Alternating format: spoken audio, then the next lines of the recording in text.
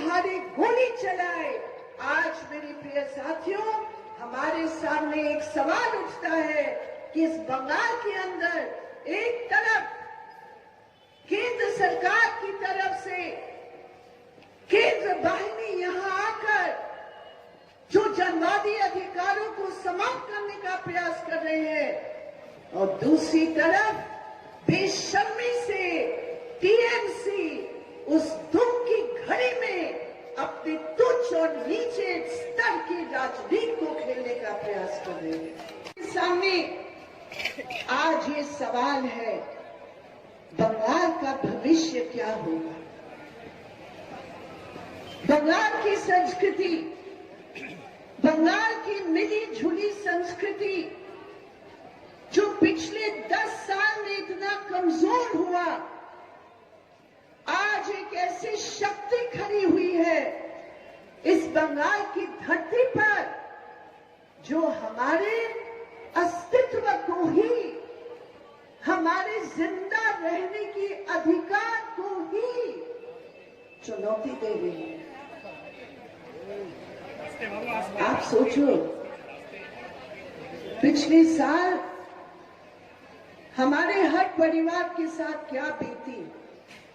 भी मीडिया वाले या भारतीय जनता पार्टी और टीएमसी को चाहने वाले की जो मीडिया के जो बड़े बड़े मालिक हैं, वो जो भी कोशिश करे, हकीकत ये है कि आज इस पश्चिम बंगाल की धरती पर लोग आगे बढ़कर बोल रहे हैं, बस करो, इस खेल को बस करो।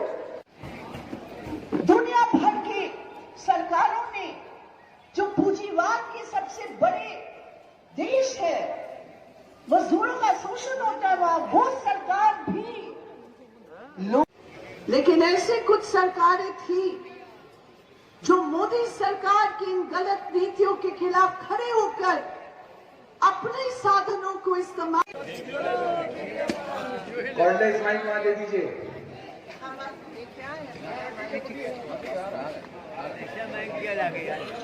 हमारे दोनों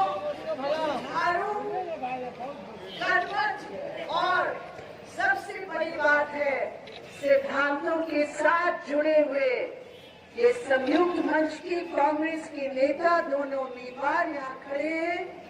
हमारे भाई संतोष कुमार ठाकुर जी, हमारे भाई अजमल खान साहब, दोनों आपके सामने हैं और आपके समर्थन से आप निश्चित रूप पर तय कर चुके हैं।